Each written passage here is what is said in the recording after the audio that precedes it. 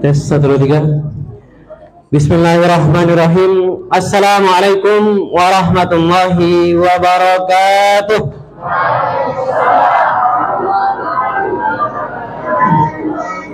Gimana Bu? Jelas ini belakang? Alhamdulillah. Alhamdulillahirabbil alamin. Wassalatu wassalamu ala asrofil anbiya'i wal mursalin wa ala alihi wa ashabihi rasulillahi ajma'in. Amma ba'du. Baiklah Bapak Ibu sekalian yang kami hormati, pengurus dan panitia Ramadan Mushola At-Taubah, dan juga yang sama-sama kami muliakan tokoh masyarakat, tokoh pemuda, alim ulama yang hadir bersama kita di mushola kita kali ini. Bu, alhamdulillah di Ramadan malam yang ke-7 ini kita dapat bersama dan bersyukur kita masih diberikan Allah waktu yang banyak untuk beramal di bulan suci Ramadan. Selain itu juga marilah kita bersama bersalawat kepada Nabi Muhammad sallallahu alaihi wasallam dengan mengucapkan Allahumma shalli ala sayyidina Muhammad wa ala ali sayyidina Muhammad. Bapak, Ibu-ibu yang berbahagia, mungkin kami perkenalan diri, mungkin ada yang tak asing dengan kami. Tadi sempat sebelum mulai sholat isya ada Bapak terlihat ini macam anak Ustadz Pak Wahidin, enggak? Betul. Nah inilah kami. Maka nampaknya tak jauh beda suaranya, tak jauh beda cara ceramahnya. Maka dari itu biasanya anak itu tidak jauh daripada orang tuanya.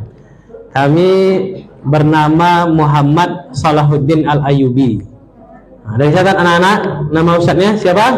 Muhammad Salahuddin Al-Ayyubi. Dia kalau tak biasa namanya nama orang Arab, makanya dia tak biasa, payah dia sebutnya.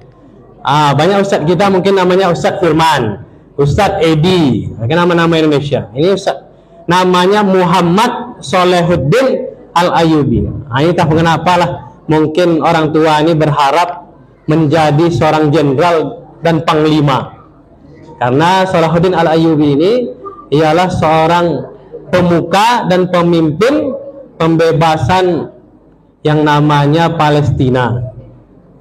Inilah dia.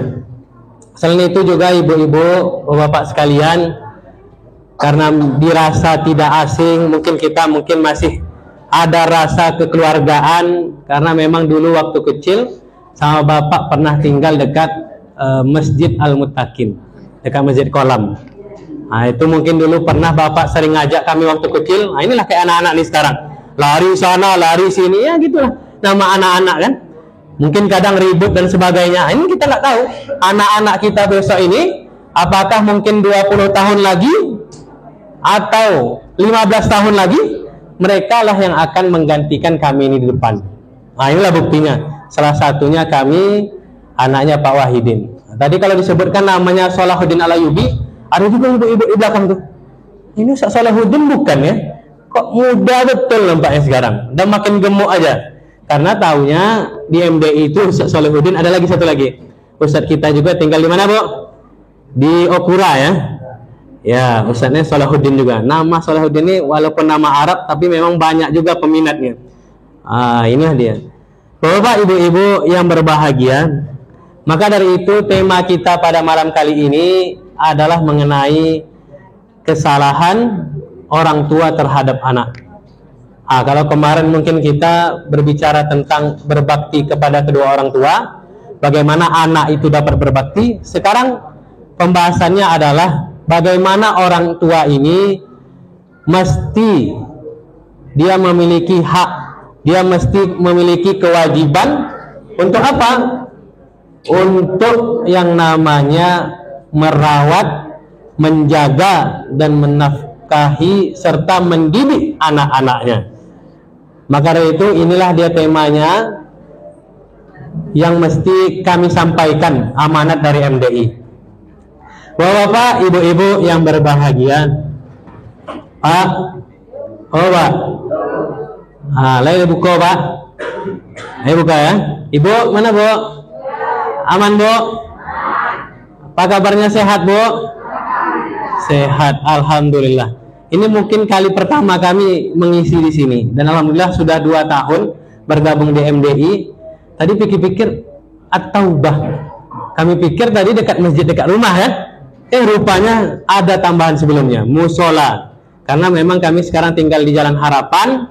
Ini ibu-ibu tahu dekat Masjid Al-Badar. Masjidnya besar, menaranya luar biasa. Nah, itu sekarang masuk dekat Jalan Harapan, disitulah kami tinggal. Nah, itu ada Masjid At-Taubah. Tadi lihat lagi, oh musola rupanya. Tanya bapak, itu loh dekat Masjid Al-Mutakin katanya, sebelum Masjid Kolam. Nah, itu kata orang tua kan. Maka sampailah kami sini, walaupun mungkin parkirnya tidak sesuai, karena tadi kami pakai map bapak ibu. Nah, jadi lihat nih mana nih, makanya parkirnya di belakang. Seharusnya di depan parkirannya itu. Malah di depan pula parkirannya, harusnya di belakang.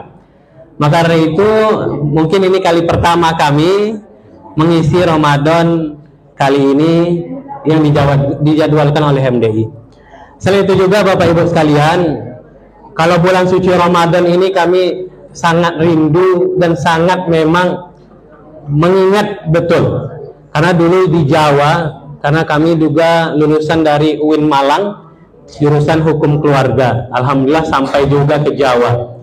Maka pas ketika di Jawa itu, momen bulan suci Ramadan ini mesti dipenuhi dengan jajanan-jajanan yang ada di pinggir jalan dan sebagainya. Semua ingin menjual.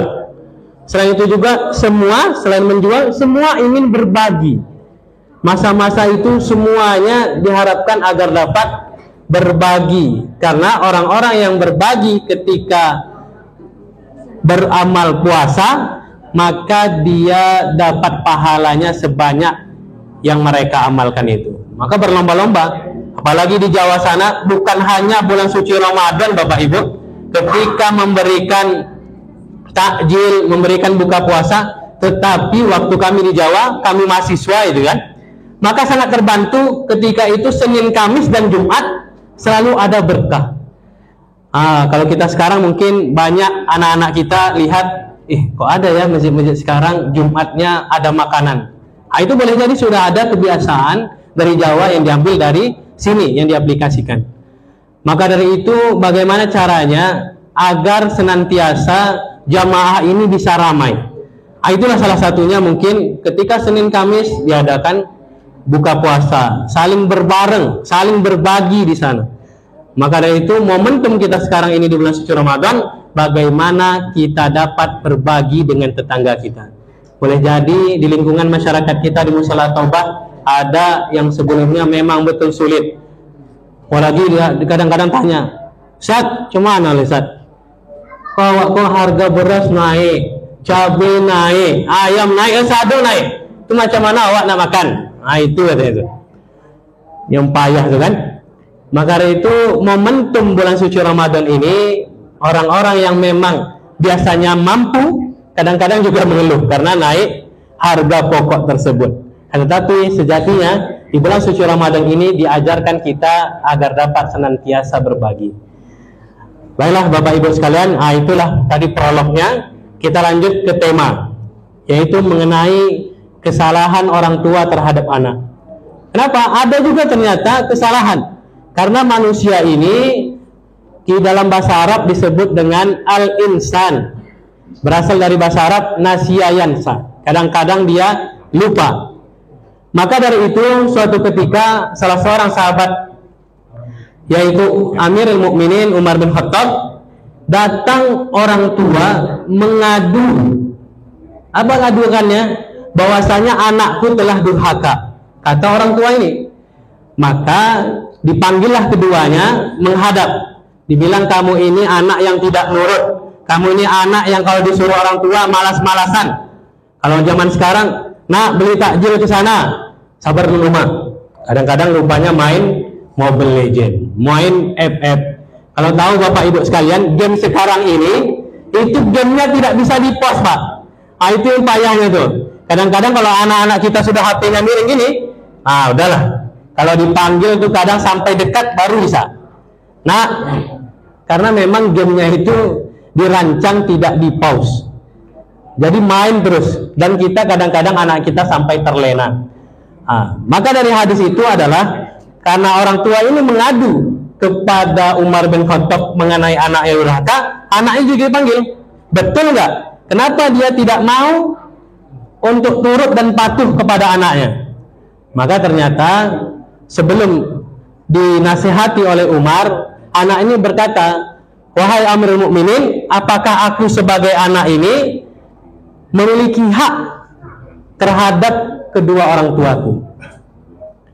Rupanya dijelaskan lagi dalam sejarahnya itu, hak kamu apa? Kata Amirul Mukminin Umar, yang pertama diberikan nama yang baik. Sebagai anak diberikan nama yang baik. Yang kedua, orang tuamu ini wajib untuk mendidik kamu. Nah, ini dia yang kedua. Dan yang ketiga, tentunya sebagai orang tua wajib untuk memberikan nafkah, baik yaitu berupa tempat tinggal, yaitu berupa tempat pakaiannya, dan juga pendidikannya. Maka inilah dia poin-poinnya yang mesti dilakukan oleh orang tua. Tapi langsung dikatakan anak itu, wahai Amirul Mukminin, ketahuilah bahwasanya ayahku ini ketika memberikan aku namaku bukan nama yang baik. Waktu juga menikah, dia selalu, orang tuaku ini, ibuku terutama, mohon maaf cakap Bu, Pak, dalam bacaan itu, tulisan itu, sejarah itu mengatakan ibuku itu adalah seorang pelacur, katanya, orang yang tidak baik. Dipilih ibu yang tidak baik. Habis itu sampai saat ini orang tuaku ini tidak memberikan aku pakaian serta tidak mengajarkan aku Al-Quran, mendidik aku. Maka ketika itu Umar marah, kau bilang anakmu yang durhaka, sejatinya kaulah yang durhaka terhadap anakmu. Maka inilah dia poin-poinnya. Kadang-kadang kesalahan orang tua terhadap anak dilihat dari pemberian nama, dilihat dari mendidiknya, dan dilihat lagi dari nafkah yang diberikannya. Maka inilah dia pokok-pokok pembahasan kita. Kadang-kadang orang-orang tua selalu mengambil hadis yang mana? Ridho Allah, ridho walidain, wasatullah, subtil walidain. Ridhonya Allah tergantung ridhonya orang tua, dan murkanya Allah tergantung murkanya orang tua. Ini orang-orang tua kita bilangnya gitu. Tapi kadang-kadang dia lupa. Kadang-kadang juga ada tambahan. Anak-anak kita zaman sekarang, Bu, mesti kita tahu, banyak ada berita yang viral. Mungkin dulu kita dididik dengan kasar, dengan dipukul, dengan dimarahi, dengan berkata kasar, dan sebagainya. Tetapi di zaman sekarang ini, anak-anak kita tidak bisa lagi dididik seperti itu. Kita perlu sadar. Karena Umar juga mengatakan, didiklah anakmu sesuai dengan zamannya. Maka kalau misalnya nanti ada anak-anak kita ternyata didapatkan dia senang kali mengutak-atik kabel listrik, wah, ini besok berarti ke depan mau masuk ke PLN, Pertamina, dan sebagainya. Ternyata anak kita ini dilihat bakatnya waktu SMP seringnya lihat motor. Jadi kalau tidak lihat motor tuh dikobil-kobilnya semua, dirubahnya, dimodif-modifnya. Jadi kita masukkan ke mana, Pak? Masukkan ke otomotif SMK. Jadi kita ini sebagai orang tua itu adalah mengarahkan potensi anak kita. Karena ada sebuah, tadi pagi kami ikut muzakarah di MDI, Pak. Rupanya ada salah seorang guru dari SMP berapa gitu, SMP negeri, beliau bilang bahwasanya kami, Pak Ustadz, dia bilang di dalam forum itu, bahwasanya anak-anak kita ini dituntut untuk berprestasi, dituntut untuk ranking 1, 2, atau 3. Jadi banyak di SMP kami itu, anak-anak itu melakukan segala cara untuk menjadi juara 1. Kadang-kadang mau dia nyontek dan sebagainya. Kenapa? Takut di rumah ketika pembagian lapor dimarahin, dicaci maki, dan dibilang, oh dulu zaman bapak ketika itu, bapak bisa juara 1, dibanding-bandingkan anaknya. Padahal zaman sekarang ini kita lihat anak-anak kita tuh boleh jadi potensinya ada di HP dan sebagainya. Senang dia dengan yang namanya teknologi. Maka kita berikan perannya ke sana. Jangan kita maki-maki, kita marah-marah, apalagi ketika dia tidak juara. Karena mental anak-anak kita beda dengan mental-mental kita zaman dulu, Pak. Kenapa? Kalau mau dipukul, wah, dia berani kadang-kadang. Pukul apa? Tempeleng lah. Lapor polisi nanti. Karena di zaman sekarang ini ada namanya HAM, hak asasi manusia. Dulu tak ada, Pak. Tak ada HAM-HAM itu. Maka dari itu cara mendidiknya beda. Tak apa-apa kadang. Kalau guru itu mencubit, tahu kita guru ngaji itu ada lebam, siapa yang disalahkan? Kita sebagai anak. Kadang-kadang kita lapor, "Mak, tengoklah Mak, tadi di sekolah dipukul sama guru." Mana ini pukul tuh? Sini, tambah lagi. Coba bayangkan. Kalau sekarang tidak, Pak. Ngeri. Kadang kalau gurunya sudah mukul, sudah merusak, diviralkan. Aja sekarang. Dilaporkan sekolahnya. Wah, inilah sekolah-sekolah yang nggak bagus nih. Langsung main hakim sendiri, kekerasan. Jadi, ini kesalahan kita juga. Bagaimana sebagai orang tua untuk menjaga pendidikannya. Nah, ini waktu sudah tak terasa cepat. Mana Pak? Lanjut lagi nih. Apa Bu? Sikit lagi. Maka dari itu, inilah kesalahan-kesalahan orang tua kadang-kadang tidak disadari ataupun tidak disengaja. Maka tengok anak-anak kita, kalau datang bapaknya, nih silakan. Anak misalnya contoh suatu kasus, ternyata naik motor. Habis naik motor ternyata terjatuh, rusak spionnya dan sebagainya. Kita sebagai orang tua ngapain? Pak Bu, wah yang parah tuh ada bapak tuh, nih kasihnya ibu tiket pinggang, pukul, atau enggak kasih rotan. Ini zaman-zaman dulu. Tapi kalau sekarang mau dilakukan itu sudah tidak relevan. Kadang-kadang kalau kita pukul juga, mereka bisa kena mentalnya, bisa stres, ditambah lagi motor yang jatuh tadi itu Bu, tidak diperbaiki. Ya kan? Sudah anak yang rusak, motor juga rusak. Double-double. Caranya gimana? Kalau misalnya anak kita menjatuhkan motor itu, maka bawa ke bengkel dan diperbaiki.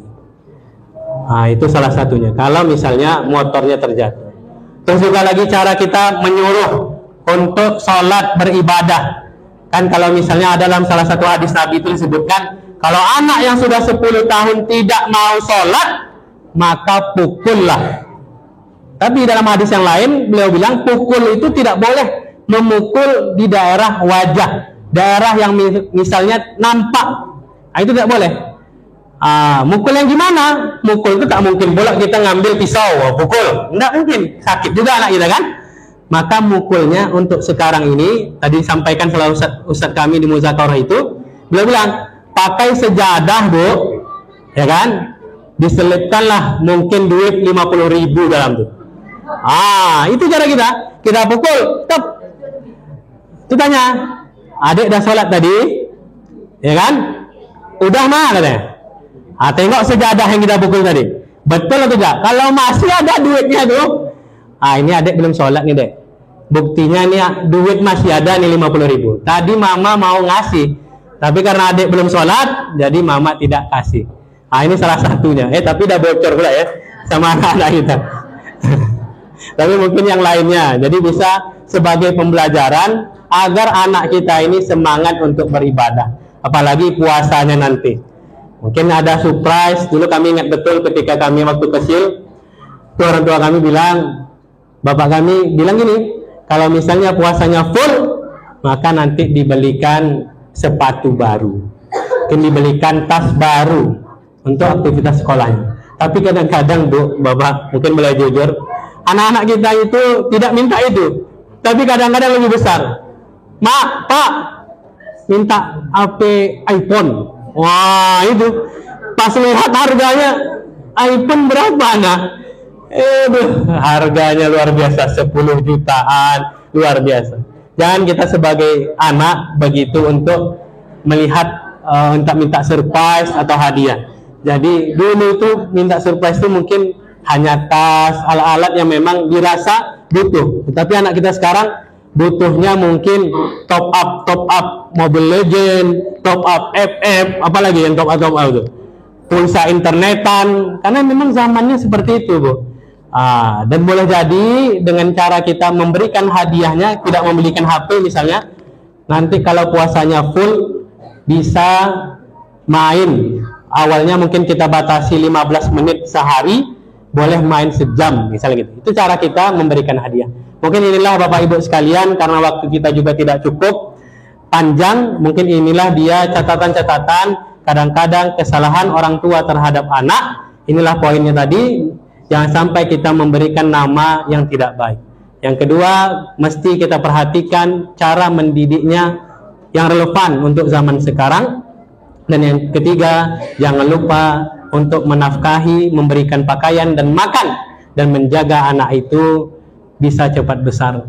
Kalau kita lihat berita YouTube dan sebagainya, kadang-kadang ada seorang ibu yang rela membuang anaknya ke sungai. Kadang-kadang kita lihat juga ada yang waktu itu viral juga, anaknya ditempatkan di bawah tangga. Lahir dia di masjid tuh, letaknya di bawah tangga.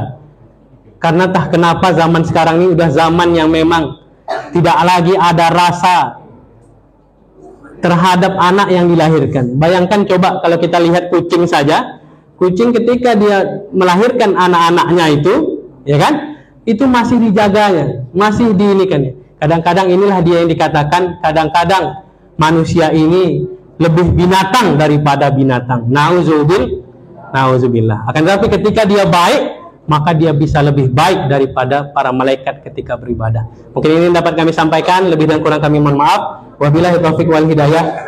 Wassalamualaikum warahmatullahi wabarakatuh.